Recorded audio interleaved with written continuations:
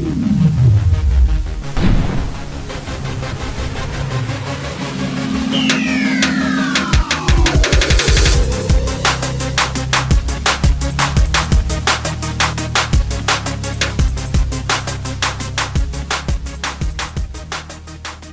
what's up guys? Joe here and welcome back for another episode. Today we're going to be shining some light on the third hero edition, the Grand Warden. Whether you currently possess this hero or are looking to obtain him in the future, this hero possesses abilities unlike the previous two. This unique hero is exclusive to Town Hall 11 and is upgradable by the use of Elixir and maxes out at level 20. The Grand Warden is actually very unique compared to the other two heroes due to the fact that he has two different abilities in the Life Aura and the Eternal Tome ability, as well as two different attack settings. So today we're going to get a little bit deeper into this hero, and we're going to go ahead and kick things right off with the first ability, which is the Grand Warden's Life Aura.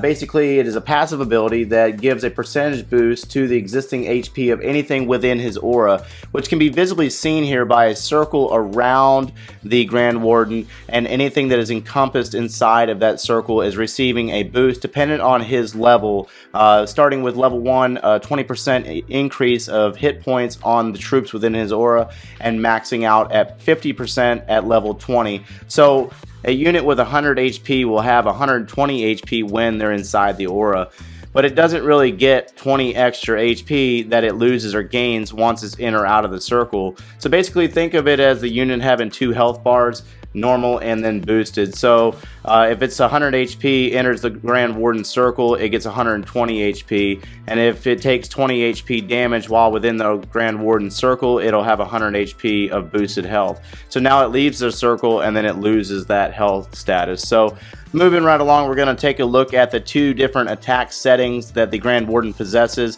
In this replay here, we're going to be looking at him attacking from the ground, as well as taking a look at the Eternal Tome ability, which is an active ability which is unlocked at level 5 and increases in power and time every 5 levels that the Grand Warden goes up. So everything within his aura is pretty much an instant reaction. As soon as you trigger the ability, everything within his aura will go invincible for a brief period of time based off of his level. This can be determined by the troops flashing really bright light as they are under the invincible effects of his Eternal Tome ability, as well as they can also be healed. So this kind of comes into effect when using miners or your Archer Queen when doing Queen Walks or Queen Charges.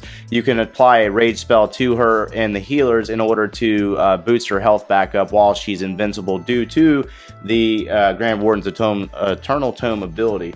So moving right along, we're going to take a look at the air portion, and in this replay you'll get to see the Grand Warden in his second attack setting, which is flying high with the other air troops. His Eternal Tome ability is the same exact effects as with the ground troops, and he can do it from both attack settings. The only difference between the two settings is the fact that when he's on the ground, he can trigger ground traps, and then when he's flying high with the other air troops, he triggers the air traps in the Seeking Air Mines and the air bombs. So the best way to actually address this is to actually plan your primary army accordingly and set him to the attack setting that is based off of that army. So if you're actually using air, then use the air setting with the Grand Warden, and then if you're using ground troops, then use the ground setting for the Grand Warden. So basically what this means is the Grand Warden, if you set on an opposite setting from the primary army, that means he's going to be soaking up damage. You're going to lose him pretty quick. Meaning if you're using air troops and you have him on a ground setting, he's going to be hitting giant bombs and taking damage from the ground set traps and defenses. And then if you're actually using ground troops and you have him set on the air setting, then he's going to be soaking up air bombs. You're going to lose him fairly quick opposed to the rest of your army. So in this final replay, we're actually going to take a look at the Grand Warden on both the offense and defensive side of the house. And if you paid attention to that Grand Warden on the defensive side, as soon as that Archer Queen hit the map, he sprung back to his altar and turned into a statue, and he lies in wait for troops to go into his range, and his aura is also in play, raising the HP of the enemy queen, in this case He also will fire a light beam from his staff as soon as that Archer Queen gets into range.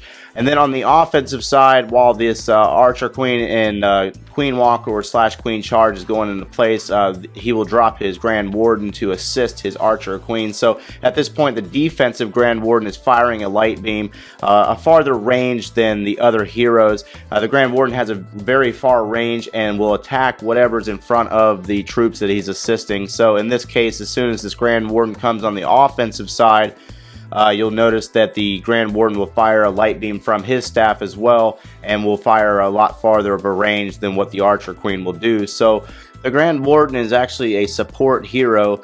Opposed to the Archer Queen and the Barbarian King, the Grand Warden's damage per second is far lower than the other two heroes. So he's really sought for his abilities to assist the other troops that are on the map and not actually going in and attacking. As you watch this replay continue to unfold, the Archer Queen will actually walk into a Inferno Tower, and the defender or the attacker here actually uses the Grand Warden's Eternal Tome ability to assist that Archer Queen stay alive longer as the troops continue in and take out that Inferno Tower, and then he'll start the second phase of his attack. So the Grand Warden's abilities are placed in the highest troop value, if you will. So if you're actually trying to get more out of your air portion, you'd send your Grand Warden with the air portion. And then if you're actually trying to use the Grand Warden for the kill squad and get more out of the kill squad, it's best to send the Grand Warden with the kill squad. So hopefully you got a little bit of a better idea on how to apply your Grand Warden to your armies and exactly what he does and how he can support your troops in order to lead your attacks to victory. Drop some comments below and let me know what you think, and thanks for watching, guys.